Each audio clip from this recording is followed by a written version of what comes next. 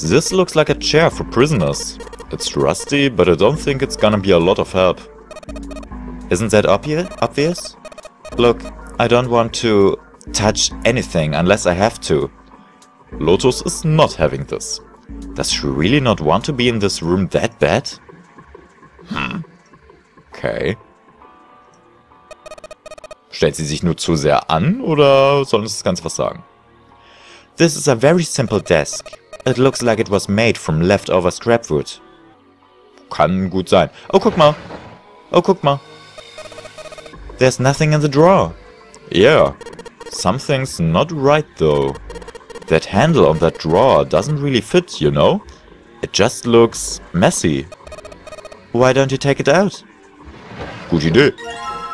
Center Room Drawer. Mit irgendwas auf der Rückseite? Moment, auf dem anderen? So ein Spiegel oder irgendwie sowas ähnliches. Aha. So, there's a mirror on the other side of this drawer. Interesting. It's kind of an odd shape, and it looks like someone attached the handle with a screw after the fact. With a screw. Wir kombinieren das Ganze mal mit dem Schraubenzieher. If I use the screwdriver on the screw on the center of the handle, maybe I can... Aha! Und schon haben wir den Knauf. Well, that came off easily enough. It looks like a faucet handle. Yeah, it seemed a little weird to put it on a wooden drawer like this. I'm sure they made it look odd on purpose. With a shape like that, there's only one place it could go. Okay, dann packen wir diesen komischen Knauf doch einfach mal auf das Waschbecken und gucken, was dann passiert. Also... Sweet! The handle I got off the drawer fits onto the faucet perfectly. Now I can turn the water on. Ja, dann machen wir doch mal. Tatsächlich. Jumpy, what are you doing? It's pretty obvious, isn't it? I'm running the water. I can see that. I'm asking you why you're just letting it run like that. Think about it, Lotus. This faucet didn't have a knob when we found it, right? What do you mean? Just watch. Anytime now. Hey, water's filling up. Doesn't that just mean the pipes are clogged? Oops, let's turn it off for now. Okay. So, did anything change? The water stopped flowing. Thank you, Mr. Obvious. Oh, Jumpy. I'm leaving this one to you, alright? Okay, jetzt haben wir also Wasser in diesem Waschbecken. This sink is totally filled with water. Okay, wenn wir jetzt davon ausgehen, dass die Waschbecken miteinander verbunden sind auf irgendeine geheimnisvolle Art und Weise, dann müsste das doch bedeuten, dass sich im anderen Raum jetzt ebenfalls etwas getan hat, oder? Nämlich genau, aha, hier. Und schon haben wir ein kleines Teil. Ja, ein kleines Stück mit irgendwas drauf. Moment, das sieht aus wie... Ist das eine Zahl oder irgendwie sowas? Die roten Striche, wenn man sich das so anguckt, das sieht aus wie eine 14. So, we've got this tile. And it's got these red, blue and grey lines. What the heck does this stuff mean? Hell if I know. Meine Idee mit der 14 finde ich ganz gut. Aber, naja. Jumpy put the red tile into his pocket. He was about to turn away when... there was a noise behind him. He spun around to see Seven kneeling on the floor. His face was rigid and pale. Droplets of sweat covered his forehead. Hey, what's going on? You okay, man? He was concerned. He'd never seen Seven like this before. Slowly, the other man lifted himself to his feet on shaky legs. Yeah, I'm fine. I just got a little dizzy, that's all. His face was pale, and his breathing was heavy. Sweat was pouring off his face and staining his shirt. He was many things, but fine was not one of them. Are you sure? You don't look so good. Seven didn't answer. Half of his face was twisted, as if distorted by extreme pain, and his eyes were glazed. Finally he spoke. What am I doing here? His words made no sense. What are you talking about? We opened the number 2 door and walked in here. Don't tell me you forgot. No, that's not what I mean. He shook his head several times, as if trying to clear something from it. It ain't much, but I think some of my memories came back. I think I've been here before. Huh? I said I've been in this room before. You were here? When? Why?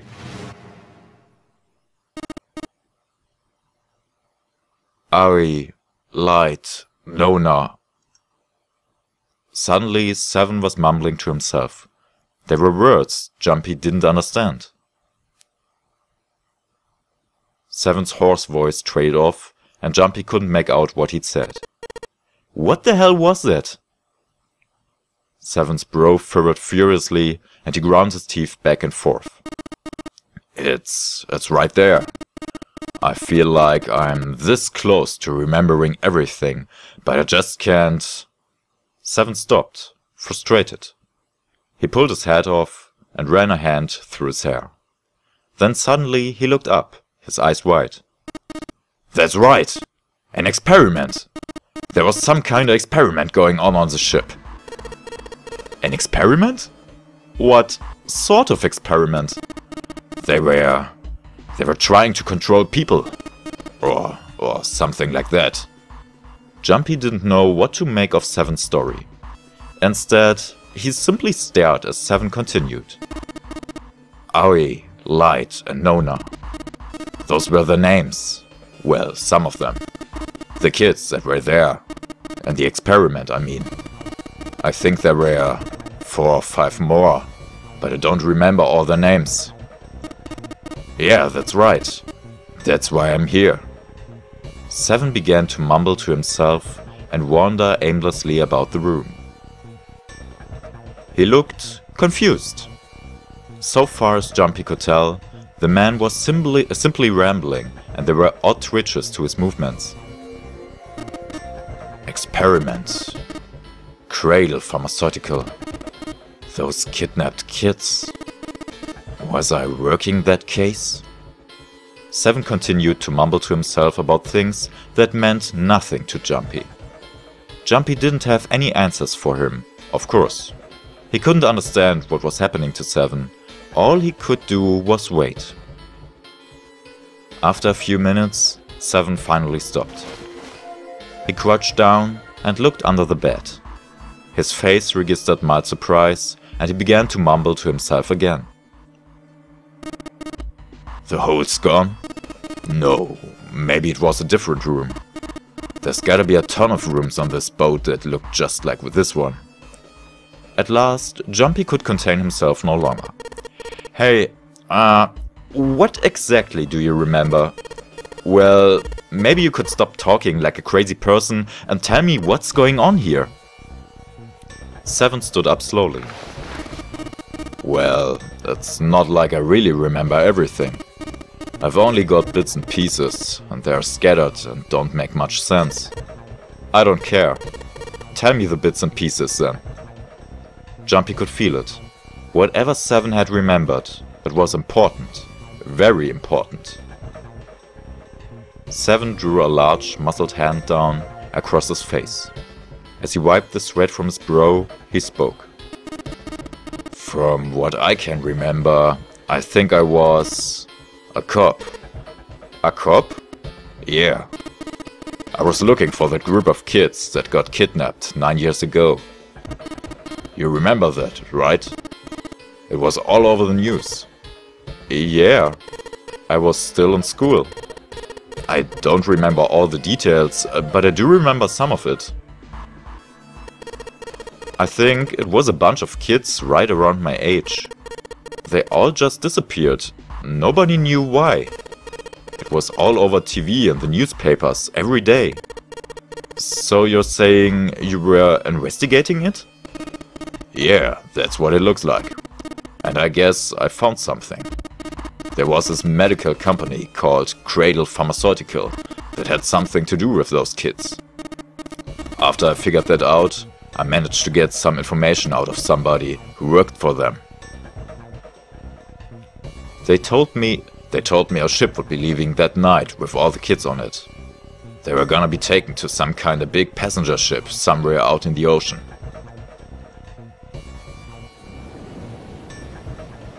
And so, Seven had headed to the wharf. He kept to the shadows and before long found the suspicious ship he had been looking for. There were a number of human shapes moving near the ship. There were men in black suits. Many of them were carrying large bags onto the ship. The bags. There was something about the way they moved as they were carried. There could be no mistake. There were human beings in those bags. He had moved before he even realized he was going to. Out of the shadows he came, his gun already in his hand. He heard the words, "Don't move," but they weren't his. He felt metal touch the back of his head. "Drop your gun," came the cold voice from behind him. With the words, he felt the cold metal thing behind him press against his skull. Slowly, Seven crouched down and laid his gun on the ground. Then, suddenly, he felt a sharp pain in his neck. A needle. Was it some sort of drug? As he was thinking about that, Seven felt his face hit the cold concrete beneath him. He could feel the chill of it seeping into him.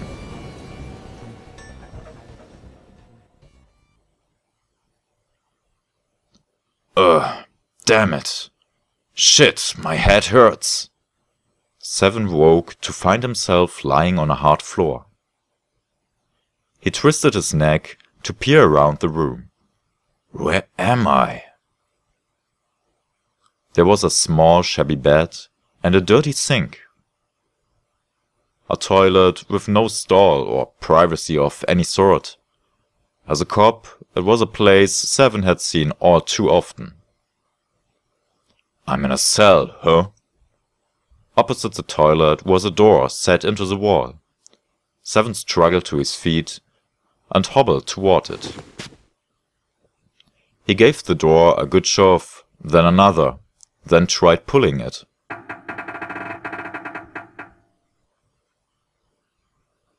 It didn't open.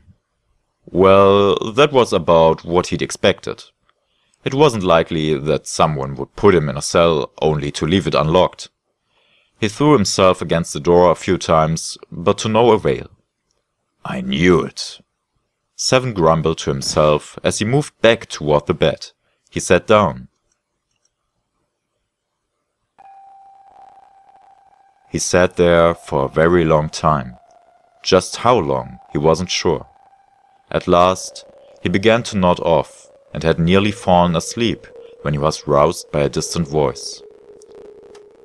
There, it's over. It's 9. The voice was far away, very far away. Seven couldn't understand what it was saying. Nonetheless, it was a voice and a high one, most likely a child.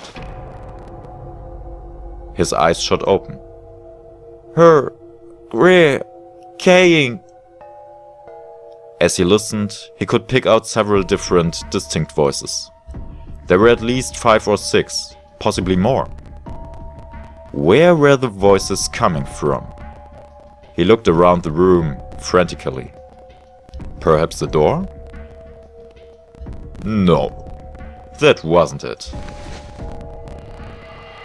What? Go? Oh! Was it coming from the left? Was it coming from under the bed? He grabbed the bed and flipped it up with ease.